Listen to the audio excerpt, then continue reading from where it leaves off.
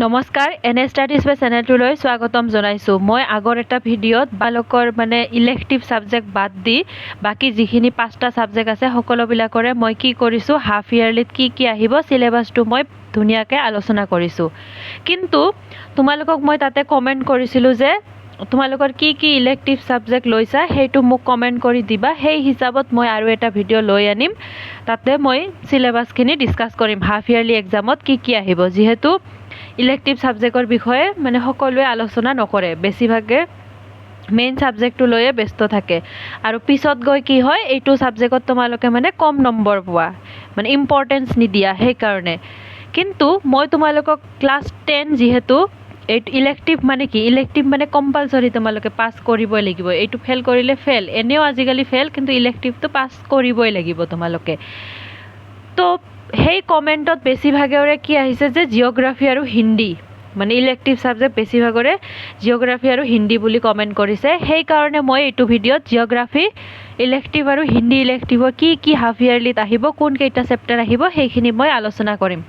ভিডিঅ'টো শেষলৈকে চাবা। ফাৰ্ষ্টত মই জিঅ'গ্ৰাফীখিনি আলোচনা কৰিম, তাৰপিছত হিন্দীখিনি আলোচনা কৰিম।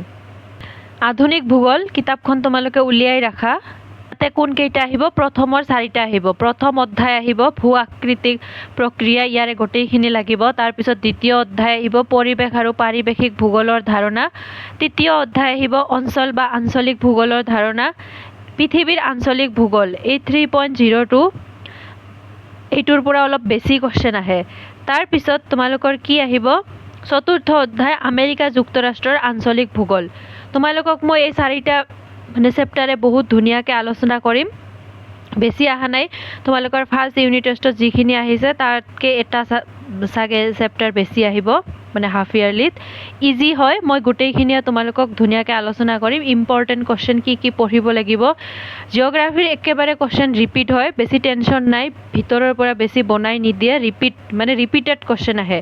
মই তোমালোকক ডিছকাছ কৰি দিম, একেবাৰে ইজি, টেনশ্যন নকৰিবা। আহিব তোমালোকৰ ক্লাছ 10ৰ জিঅ'গ্ৰাফী ইলেক্টিভ। এতিয়া আমি হিন্দীৰখিনি আলোচনা কৰোঁ। আলোক ভাগটো কিতাপখন উলিয়াই লোৱা। ইয়াতে ব্যাকৰণ আহিব, গ্ৰামাৰ আহিব। ইয়াতে তোমালোকৰ কি আহিব, এইটো আহিব নিপ কি ইট, এইটো চেপ্টাৰ আহিব নিপ কি ইট, ছটা যাদুঘৰ, এই দুটা আহিব। কিটো আহিব, এইটো সাক্ষী পত্ৰয়, এই দুটা আহিব সাক্ষী পত্ৰয়। কেইটা হ'ল, 4টা হ'ল, নিপ কি ইট, ছটা যাদুঘৰ, সাক্ষী পত্ৰয়।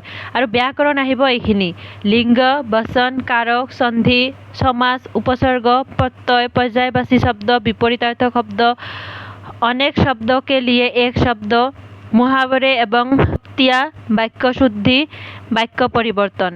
এইবিলাক লিংগ, বচন, কাৰক, সমাৰ্থক, বিপৰীতাৰ্থক। তাৰপিছত বহুত কেইটা লাইনত যে এটা শব্দ দিয়া হয় সেইটো মুহাৱৰে। তাৰপিছত ভুল বাক্য দিয়া থাকিব, শুদ্ধ কৰা, বাক্য পৰিৱৰ্তন, চিম্পল বাক্যটো জটিল বাক্য, এইবিলাক। তাৰপিছত গ্ৰুপ বিৰ পৰা কি আহিব, গ্ৰুপ বিৰ পৰা আহিব নীলকণ্ঠ, এই নীলকণ্ঠটো আহিব। তাৰপিছত জ বিত গৈ এইটো আহিব। আৰু ৰচনাৰ পৰা কি আহিব, নিবন্ধ লিখন, ৰচনা লিখিব আহিব। পত্ৰ লিখন আহিব। অপঠিত গদ্যাংশ আনচিন পেছেজ, অসমীয়াতো আছে, ইংলিছতো আছে। আৰু অনুবাদ হিন্দীত অনুবাদ কৰিব লাগিব, অসমীয়াত দিয়া থাকিব, নহ'লে বেলেগ ভাষাত দিয়া থাকিব, হিন্দীলৈ অনুবাদ কৰিব লাগিব। ইয়াতে কোন কেইটা চেপ্টাৰ আহিব, ইয়াতে মই আৰু এবাৰ দাগ দি দিছোঁ, তোমালোকে ভালকৈ চোৱা। নিপ কি ইট, ছটা যাদুঘৰ, নীলকণ্ঠ, সাক্ষী পত্ৰয়, জ বিত গৈ, এইকেইটা চেপ্টাৰ আহিব। টেনশ্যন নকৰিবা, মই তোমালোকৰো ইম্পৰ্টেণ্ট কুৱেশ্যন যি আহিব, তাৰপিছত ভিতৰৰ কুৱেশ্যনবিলাক সৰুকৈ তোমালোকক মই লিখাই দি যাম। মোৰ চেনেলটো ছাবস্ক্ৰাইব কৰি ৰাখিবা, মই তোমালোকক হাফ ইয়াৰলিত ফুল নম্বৰ পোৱাৰ কাৰণে সহায় কৰিম। Thank you so' much.